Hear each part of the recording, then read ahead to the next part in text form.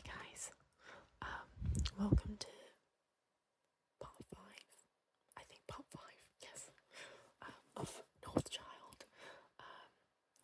The next two kind of chapters are quite long from compared to the two, so I'm just going to read those two, I think. So get comfy, get cozy. I'm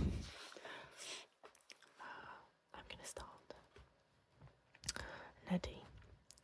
When Sarah got sick, I saw the fear come into Mother. Up until then, she had been calm and steady, but I knew that Sarah's sickness brought back to her and to Father the memory of Elisa's death. There were 5 of us children living at home then: myself, Rose, Sarah, Sonia, and Willem. We had been waiting to hear back from Father's brother, who was our only hope at the time, but it became clear that even if he agreed to take us in, we would not be able to make the journey, not with Sarah so ill. Thankfully, our neighbour Torsk offered us a temporary home so that we would not be without shelter when the landowner came to evict us. But Torsk had also been hard hit by the weather, though he at least owned his own farm, and we knew we could not strain his meagre resources by staying too long. I had made up my own mind that, like my eldest brother, Niels, I would leave home and seek a way to earn my living. I would then send all I earned back to my family. My long-held dream of once studying with scholars in one of the big cities was gone. Mother was with Sarah constantly, completely unmindful of her own comfort and health. Father wandered around the farmhold in a daze, looking as though he had aged 20 years. We had little more than a fortnight before we had to leave the farm. The cold hit early that autumn. This was the last blow in a series of terrible setbacks. We had been slammed with an early blizzard before the last harvest. What there was of it could be gathered. I think we were numb by then, lacking even the spirit to lament our misfortunes. It warmed enough several days later to melt the snow, but the damage had been done. What had followed then was our typical autumn weather, a succession of blustery, chilly rainstorms. It was during such a storm-drenched night, as we huddled around the hearth, that we heard a scratching sound coming from our front door. Mother was at the far end of the great room, sitting by Sarah, who had just fallen into a fitful sleep. The sound came again, and after exchanging a look with Father, I went to the door and cautiously opened it a crack, wondering who or what could be out on such a night. All I saw was a white blur before the door was flung wide. I stepped back, and something large and wet brushed past me. I turned to stare at an enormous white bear standing in the middle of the great room. The wind howled in, spewing cold rain, but we were unaware of it. Close the door. It was a massive, strange voice, and though it seemed impossible, I knew at once the voice was coming from the white bear. My sister Sonia swayed and looked like she might faint. I moved to her quickly, putting an arm around her shoulders. She was trembling. Rose went to the door and shut it. It was like a dream, gazing at the immense animal that had entered our home. Standing erect on all 4 feet, he was as tall as me. The water dripped off him onto the wooden floor, and I remembered water dripping off white fur from long ago. I guessed from the moment he brushed past me that this was the white bear I had seen as a child, the one that had saved my sister Rose. If I had had any doubts, they were dispelled when I looked into those black eyes. It was the same bear, and I was filled with a terrible foreboding. I gazed around the room, from one to the other of us. He gazed around the room, from one to the other of us. His eyes stayed longest on Rose, then he turned to Father. "If you will give me your youngest daughter." The eerie, huge voice echoed in the room. He spoke slowly, pausing between each word, as if the act of speaking was difficult or almost painful for him. "Then the one who lies near death will be made well again, and you will be no longer poor, but wealthy, and will live in comfort and ease." The silence in the room was punctuated only by the sounds of the storm outside, and an occasional crackle from the hearth fire. The white bear spoke again. "If you will give me your youngest daughter, then the one who lies near death will be." and he repeated the words as he said before, again with the same painful slowness. Mother had risen from her bed beside Sarah's bed, from her place beside Sarah's bed. "You would make our Sarah well?" she said in a near whisper. Her eyes burned with a look of desperate hope. "Yes," it was a growl. "How?" "If you will give me your youngest daughter, then the one who lies near death." And he seemed on the verge of saying it all over again. But father stepped forwards. He looked like someone who had just gathered his wits after a blow. "Enough," he said loudly. "You shall not have Rose, or any one of us." The white bear turned to look at father and then swung his head in Rose's direction. "Do not decide now," he said, and this time he was speaking directly to her. "I will return in 7 days. I will hear your answer then." He turned and made his way to the door, and though I had seen Rose shut it securely, the door seemed to open of its own volition, and the bear went through, disappearing into the night. Father quickly crossed to the door and shut it with a slam. We were all stunned and quiet. Had it not been for the largest puddle of water in the middle of the room where the bear had been standing, I think that, except for Rose and Mother, none of us would have believed the thing had happened at all. "Arn," said Mother. "Father," came Rose's voice. They spoke at the same time, but Father shook his head. "We will not talk further of this," he said, his voice deep, with a dangerous, implacable tone. "It is madness and sorcery, and we will not be part of it, not for any wild promises or guarantees of riches." "But Arn," my mother said, "think of our Sarah." "No," he thundered. I couldn't recall ever hearing father raise his voice to Mother before. It was almost as shocking as the talking white bear. Mother, her face white and strange, said, "But we must honour his request. If we do not, it would only bring the greatest ill fortune and calamity upon us all." "Eugenia," father said, and his face was taut with rage, "we will talk no further of this. Go to Sarah. The cold air can have done her little good." And Mother complied. But despite the frightening anger in father, there was still that burning hopeful light in her eyes, and I knew she would not leave the matter as it stood. I went for a shawl for Sonia, who was trembling. Then I crossed to Rose. She had seated herself in a chair by the fire, and I sat beside her. She was not shivering, though her skin felt cold to the touch when I took her hand, and she too had an expression in her eyes that frightened me. It was not hope, but excitement, mingled with traces of confusion and fear. "What can it mean, Nettie?" she asked in wonder. I shook my head. "When I was little, Mother told me stories about animals that could speak. I didn't believe her, not really, but now—" I remained silent. "Did you see how his fur glowed?" "It was wet from the rain," I said abstractedly. "A white bear," she breathed, "just like the one I had as an imaginary companion when I was a child." I leaned over to poke the fire. "And did you see his eyes? Oh, Nettie, do you think he can be the same bear I saw the other day? I think it is."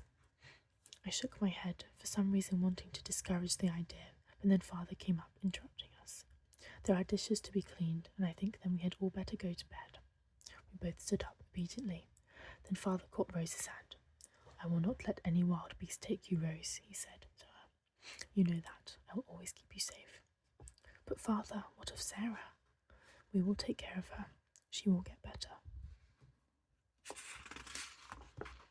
Rose shook her head. "We should have at least listened to—" "No," father broke in decisively. Later, as we made our way to our beds, Rose whispered, "Why does the white bear want me, Nettie?" I shook my head. I could not guess, except that somehow I felt sure it had something to do with the sadness in the animal's eyes. Some great need. During the days that followed, I felt nervy, jangled. I jumped at the slightest noise and could not concentrate on anything for longer than a minute or two.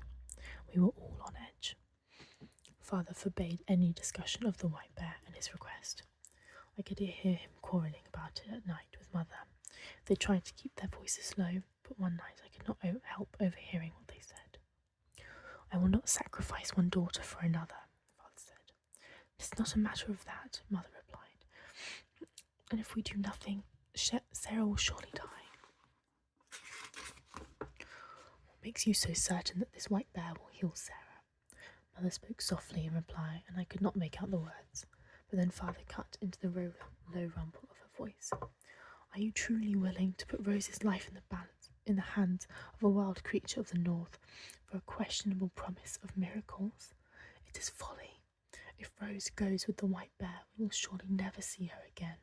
To barter her life for Sarah's health, well, it is not even a matter for debate. As the 7 days passed, Sarah got no worse, but neither did she get better. The local healer said there was nothing more we could do other than continue the herbal infusions we had been giving her.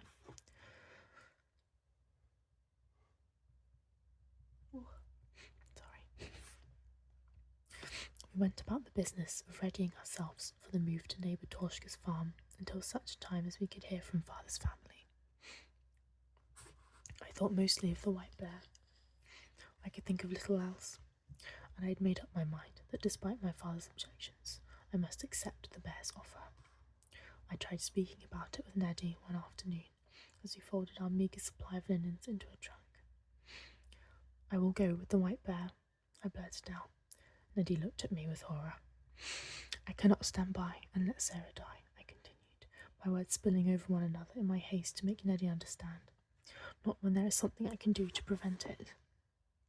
Rose, Neddy implored, you must not even consider it.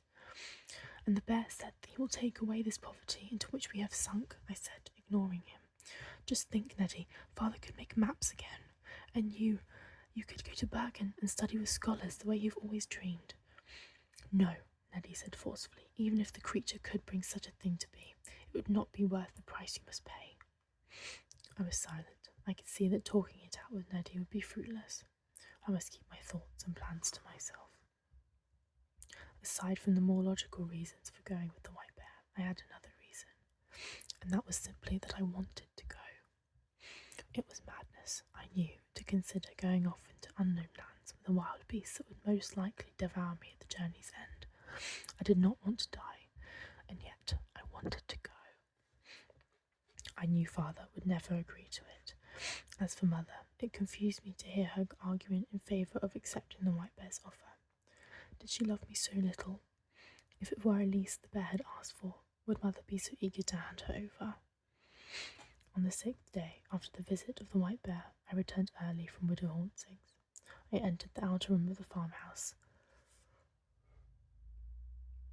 As I entered the outer room of the farmhouse, I chanced to hear Father and Mother talking loudly from inside the great room.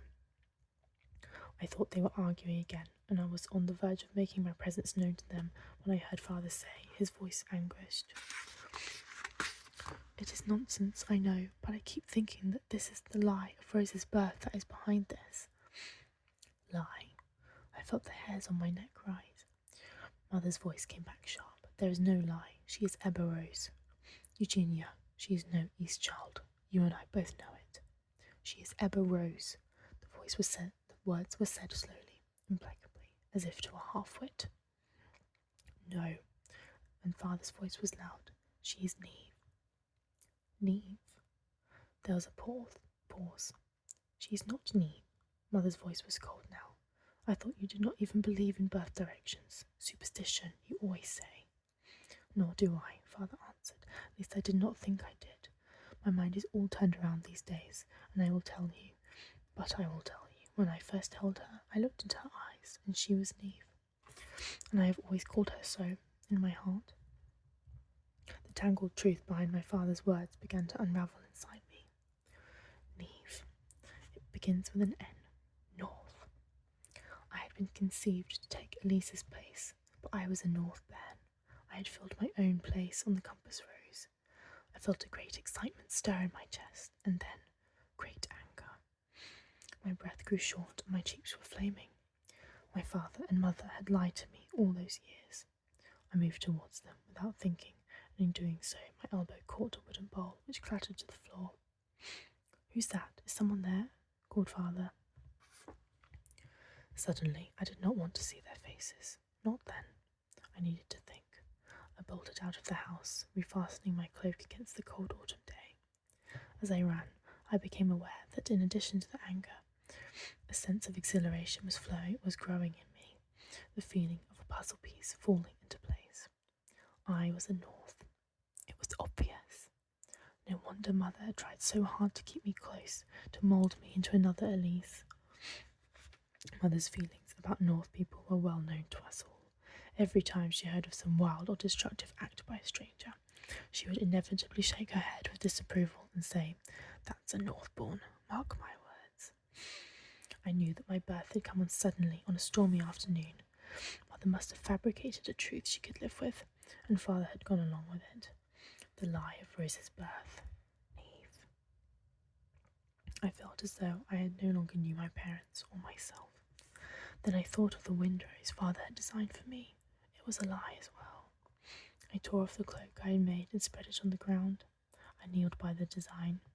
Yes, there was a sun rising, but the white form I had always thought to be a cloud was a bear. I could see it now, upside down. White Bear, Espion, stood for North. Father had not been able to help himself. The truth was there too. Truth and lie, side by side. Neve. He called me Neve when first he held me as a babe. Ebba was a lie. I had never liked the name Ebba. I thought, smiling grimly to myself. Was Rose a lie too? No. Rose was at the centre of the windrose. One need be no direction at all to be Rose. Then it struck me. Did anyone else know? Was it just Mother and Father's secret? Or did Neddy know? For some reason I had to find out. Neddy was at our neighbour's, helping repair a fence. I picked up my cloak and draped it over my arm. I did not want to wear it any more. Shivering, I began making my way in the direction of Dorshka's farm.